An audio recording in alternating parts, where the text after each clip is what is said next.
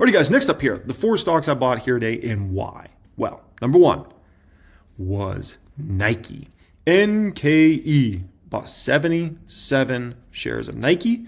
About a $5,700 move in the public count. First off, I had $150,000 plus just chilling in the public count, kind of cash from some profits taken throughout this year. So I spent, 30,000 plus of that today. But yeah, 77 shares of Nike. And when it comes to Nike, am I worried? Because this is a position I'm down on 4% in the public count, down $8,600. I'm 0% worried. 0% worried, right? Nike's already bottomed, first off. Like, it already hit that $50-ish bottom, right? So, we'll shake around. Like, could the stock hit a 60 again? It's always possible. But I do not believe we're going under the lows that we already reached several months ago, essentially, which was, I think it was 52 or something like that, 55, somewhere around there, roughly, right? But short term, I'm the short term we all know at Nike is in 2025 is just not good. It gets better in 26 and it gets a lot better in 27. So I'm 0% worried about Nike. Like, every decade, they got the right CEO there now at Elliott Hill. I've already seen him make some great moves. And so I'm 0% worried. Now, some people say, why buy Nike? Why not Lulu? Because Lulu's been hammered, right? Hammered. Brutal. The thing with Lululemon, and why I want to buy Nike over Lululemon, is Nike's brand has proven itself decade in and decade out since the 1980s, right?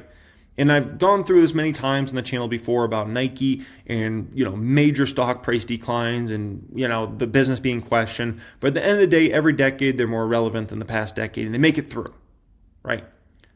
I don't know if Lulu's going to be able to do that.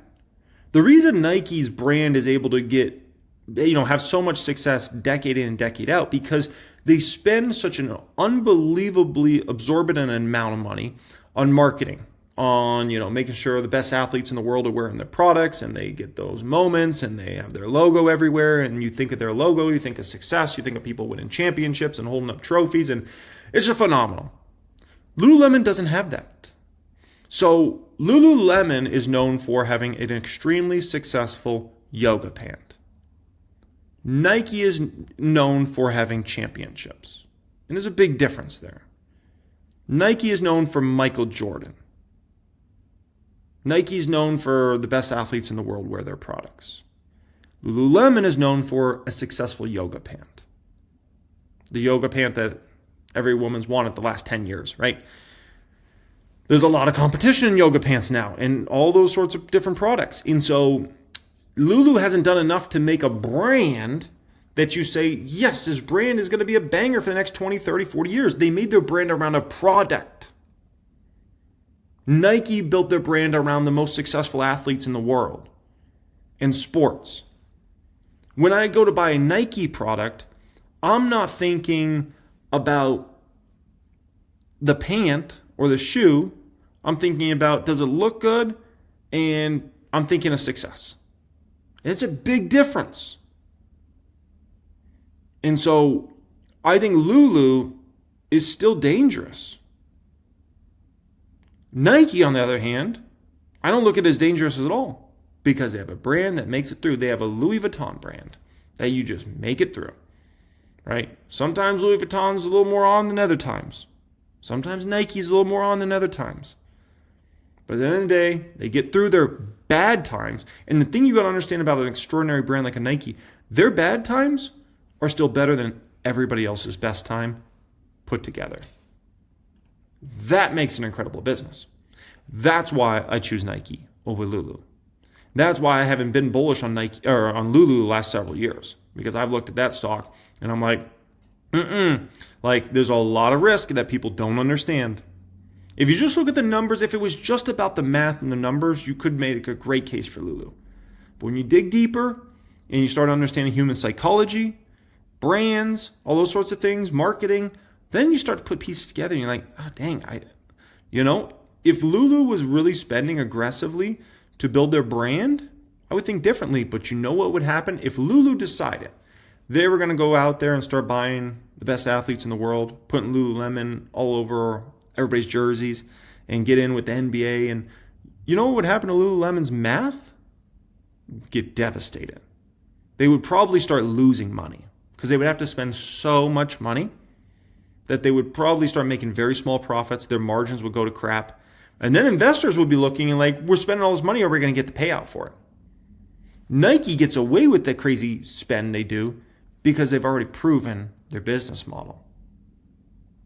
With Phil Knight way back in the day. Lulu hasn't. So if Lulu's decided, okay, we're going to spend another $500 million on marketing, on athletes, on all this stuff next year, investors would be like, huh? You can't do that. No. Stock would crash way worse than what it's crashed right now. That's the important part to remember, and that's why Nike always has a competitive advantage over everybody. And so all these different shoe brands, athletic brands, they come and they go. Decade after decade after decade. And we'll be the 2030s, we'll be talking about the same thing. Nike's going to be dominating again, right? And then I'm sure there'll be some new brands, and we'll be like, oh man, new brands coming to take out Nike, right? Oh, they're going to come eat Nike's lunch. It'll be like 2035, we'll be having that conversation, and that brand will then falter, and Nike will remain, and it's just the same story. Repeats itself again and again and again. Next one up here I bought, number 2 of these 4 stocks, is Honest. HNST. It was about a $5,700 move here. Honest just way too cheap. I'm looking at the stock at $383 here today. I love Honest. The CEO has taken over the last few years. Carla has done an amazing job. Like, look at, since she's taken over that company, right? Look at what's happened to its revenues, margins, profitability, cash flow. It's unbelievable. Unbelievable. What a turnaround. Look at its income statement now versus, right after she took it over. Look at its balance sheet now versus right after she took it over. It's not even on the same playing field. Like, it's unbelievable. So I have so much confidence that Carla is going to continue to build out this company and get them through whatever they need to get through. And it's a need-based business model. Like, you look at everything they sell, diapers, wipes, beauty products, all that sort of stuff, like very needs-based. I like Honest a lot here. I think the stock's been heavily disrespected, and I don't think it's going to remain like that. Okay.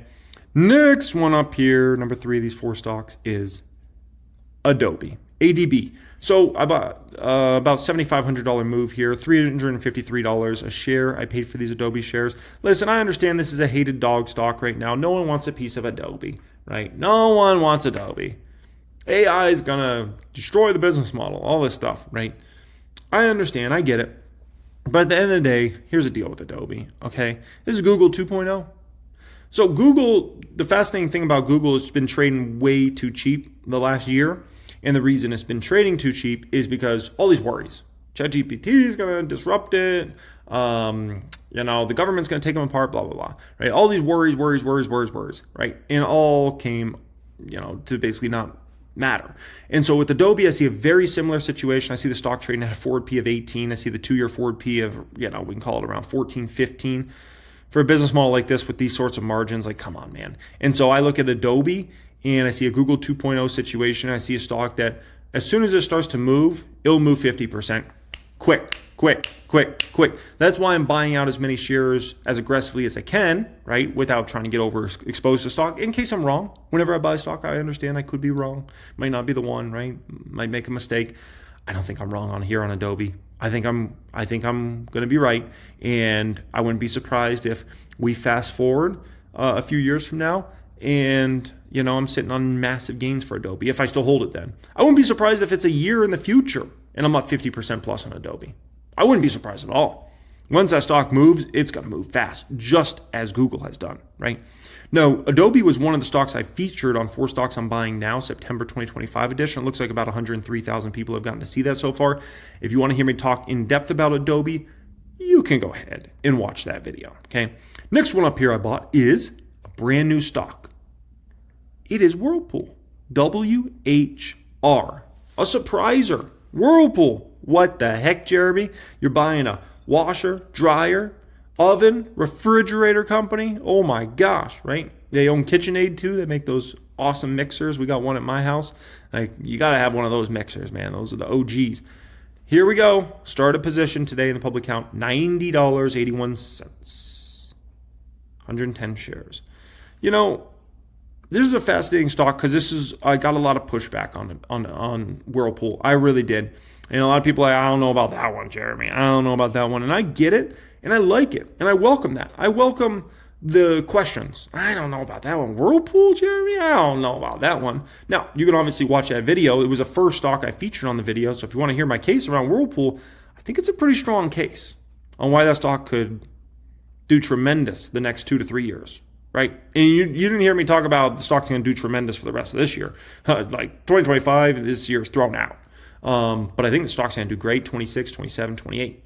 And I made it, I think, a very strong case. But a lot of people are still like, I don't know about that one. And I welcome that. I love that. I love to have a dialogue. I love to, the old Jeremy would have gotten offended by that. Oh, how dare you even question one of my stocks? Nowadays, I'm like, okay. Like, I actually look for more bearish articles on a stock or bearish commentary on a stock than I look for bullish commentary. My mentality's really been changed over the years. And I welcome it. I really welcome it. I love it because I want to always see, like, is there something I'm not seeing there? Even in regards to the market, I like to hear more bearish commentary than bullish commentary. I specifically try to listen to more perma bears because I'm just like, is there something I'm missing here? Let me hear the bearish argument. Let me hear it from the people that look at the world glass half empty. Let me hear what they have to say. And if I can listen to them and deal with that, and be able to say, you know what, okay, that's not actually a big issue, then we're talking. I don't want to just like be naive and like not hear it.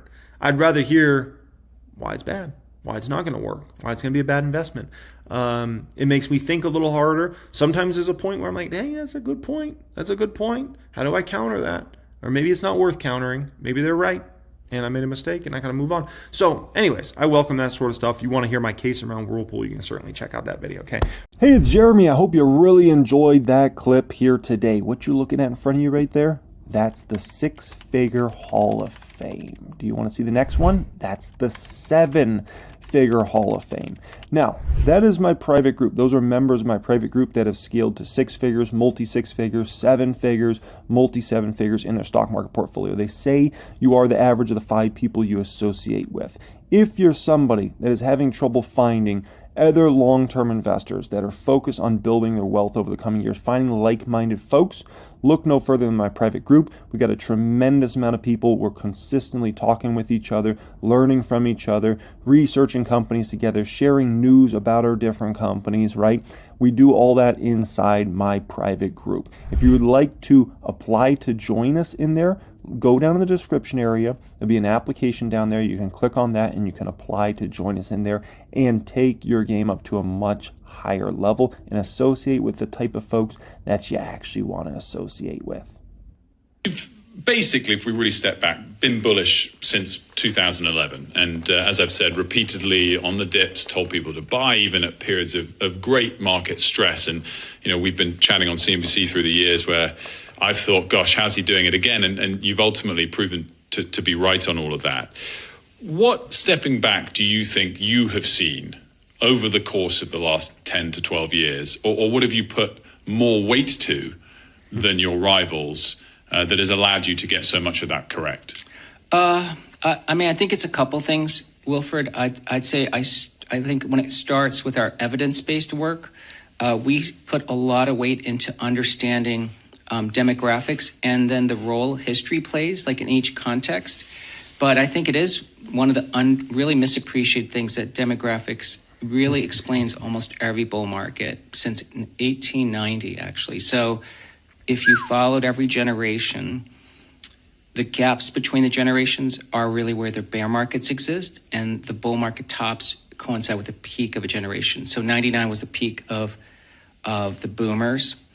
74 was the peak of, I think it was called the generation before the silent generation. Gen X peaked in 2018, and millennials will peak in 2035. So those are like rough waypoints for when actual major tops take place. I think the second thing that we found is investor. Okay, what's my 2 cents on that? Do I think what Tom Lee's talking about here isn't important in regards to market tops and generations and things like that? My thought is no, a bunch of baloney. Like I don't believe in that at all. Just to be quite frank, in generation tops and things like that, you just have interesting phenomenons. Like I feel like you can always like try to find some statistics to try to like point at this or point at that. Like 2018, in that drop at the end of the year, like it had nothing to do with a generational top. It was the Fed was looking, Trump wanted to lower interest rates. The Fed didn't want to lower, right? Valuations got a little stretched on stocks, and the market was worried about a lot of different things, tariffs and blah, blah, blah. And we had a drop, no different than we had a drop this year, right? When the drop we had in 22, or excuse me, the drop we had this year in 25, that whole market, topped around February 19th, and then it bottomed, I think it was April 9th. It was a very severe correction very quickly. That was very similar to what happened in 2018. Just the difference is 2018 was at the end. Are we going to say that was a generational top? Like, no. 99 in the whole, tech bubble pop had nothing to do with a generational top. That was stocks were trading at just ridiculous valuations, and companies that had no real business models were trading at multi-billion-dollar valuations and all this crazy stuff. Like, that had nothing to do with a generational top. It was just silliness going on in the market. And there was a come down from that. And it was a very painful come down, right? And so, many of those stocks never got back to their old price. I think Cisco still is less today than it was back at its 99 or 2000 peak. So, we can, I just don't believe in that at all. What Tom Lee just spoke about there, like it was other factors on why those markets came down. As they age, become wealthier, for when actual major tops take place. I think the second thing that we found is investors, as they age, become wealthier, but then they become more skeptical. And so most of the wealth in America is held by older people. Okay, before he goes further, 100% I believe in that. 100%.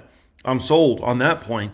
It's very common for older folks, I don't know what it is, but they get in this mode of like doomsday, like end of the world, right? I think I even heard Dave Ramsey say at one time, like, old white guys have a fascination with the end of the world. And I'm like, dang, it's kind of true. Like, I'm like, dang, that's a good point. I don't know what it is. Like, I don't know why that is. But it's actually a lot of truth to that, just to be quite frank. There's a lot of truth to that, man. Like, believe in that. But then they become more skeptical. They do become very much more skeptical. Most of the wealth in America is held by older people, including institutional managers, right? They're over age 40. But the world in disruption is caused by young people. So I think investors tend to think their own wisdom drives the economy, and it's actually, they need to put on the lens of a 20-year-old. That's what we do at Fundstrat. We survey constantly, so we think about what young people are doing, and they drive ultimately the markets and economy.